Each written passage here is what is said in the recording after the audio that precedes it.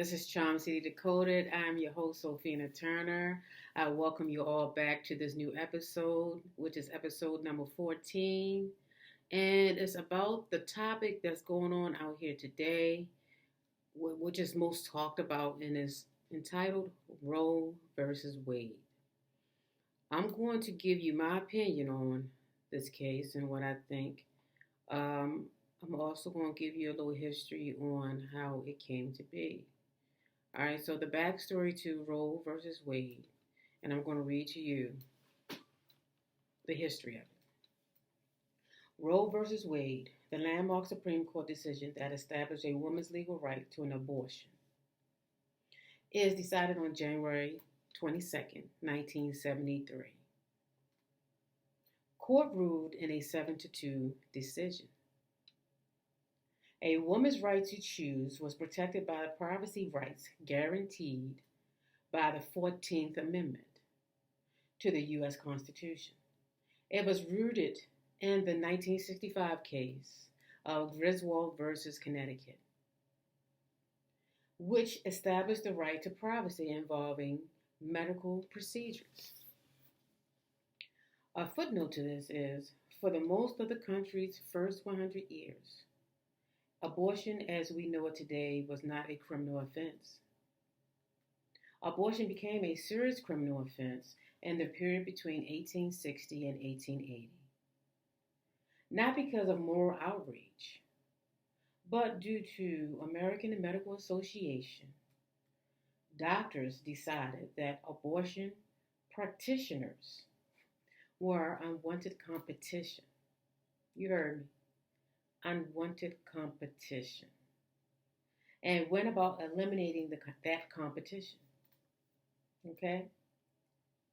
The Catholic Church joined the doctors in condemning the practice. By the turn of the century, all states had laws against abortion, but was not enforced. Women with money had no problem terminating their pregnancy. So, now this case has been going on prior to 1973. I believe it was first brought to the Supreme Court in 1971, and it was finalized as far as the decision in 1973. Okay? And I'm going to give you a little story on Roe. Jane Roe, which is a fictional name, used to protect the person Norma McCorvey, identity. And Wade is about Henry Wade, a district attorney of Dallas County, Texas, where Roe resided.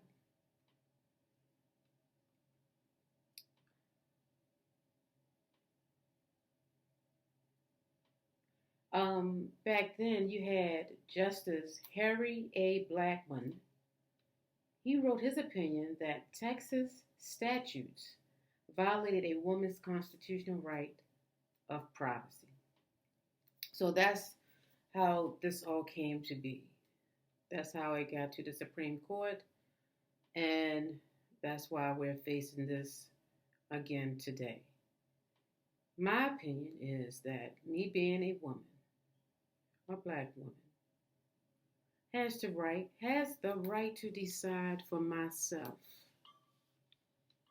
what is best for me. No one, no other person, government entity has that right to decide for me. I think every human being has the right to decide what is best for them.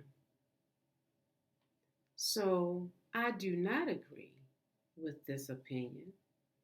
And I know Justice Alito said that it was only concerning abortion at this time, even though the 14th Amendment covers a lot of other cases or situations that I think eventually probably will be brought and spoken on and probably overturned too. And the reason for Alito, his from how I look at it, his disclaimer is that it's not abortion is not written in the Constitution. There are a lot of things that's not written in the Constitution. You have to look at the time and who wrote it. The sign of the times of back then and who wrote it and what was going on back then. Yeah, there's a lot of things that's not written in the Constitution. What they call it that's unenumerated. I believe is the terms that they're using. It's a lot of things. Now, the 14th Amendment covers a few things.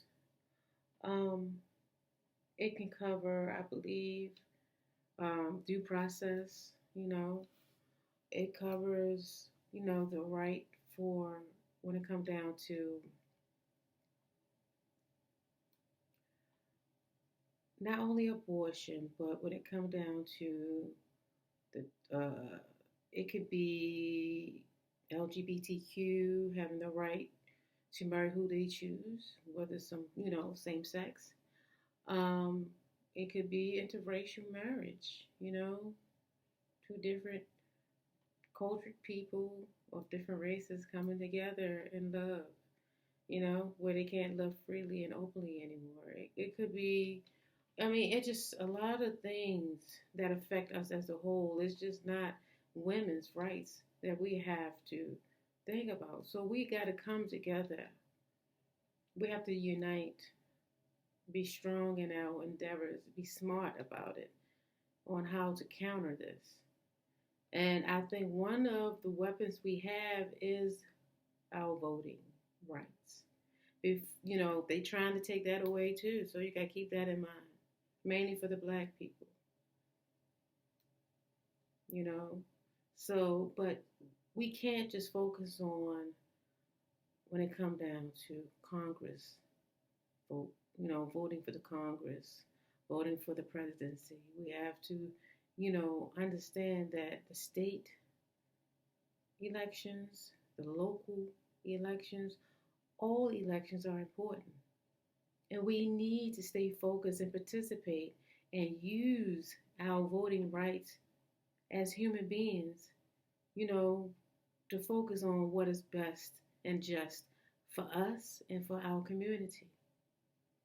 We can't forget that. We can't let them come in and usurp what is our rights, our human rights.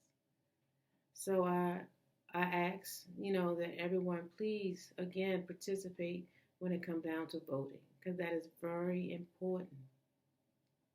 We have, there's 9 justices that sit on the Supreme Court. And at the moment, I believe when it comes down to conservative justices, it's like 6 of them. Now, I believe it's 5 that lent their opinion to Justice Alito. Also, who agrees with, I guess, Justice Alito's opinion. There's 5 others, So we have to be very intentional about who we vote for, who are allowed to get into certain offices that can also appoint, these justices, and Trump was able to appoint 3 of them.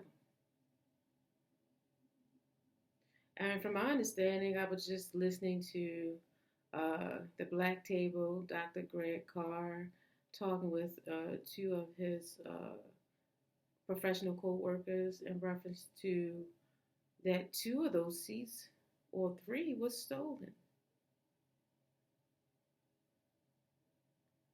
I know back when Obama was still the president, he had a full 1 year left in his last term when Congress didn't even allow for him to put a justice on the bench. So if you mean that's one of the ways of stealing a seat, then yeah, I definitely agree with them. So we got to remain intentional about who we're voting for. And we have to go out and vote.